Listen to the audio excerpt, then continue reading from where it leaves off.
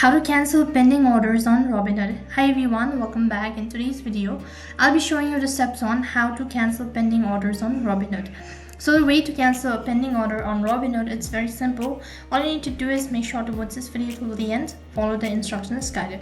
To begin with, log in into your Robinhood account. Once you're logged into your account, you'll be directed to the home page, and right on top, you'll be able to see multiple options or multiple tabs. In order to remove your pending orders, go to accounts. As soon as you click on it, on the other half, you'll be able to see multiple options. Scroll down a bit and go to history. Now this is going to take you to the transaction page where you'll be able to see all of these steps.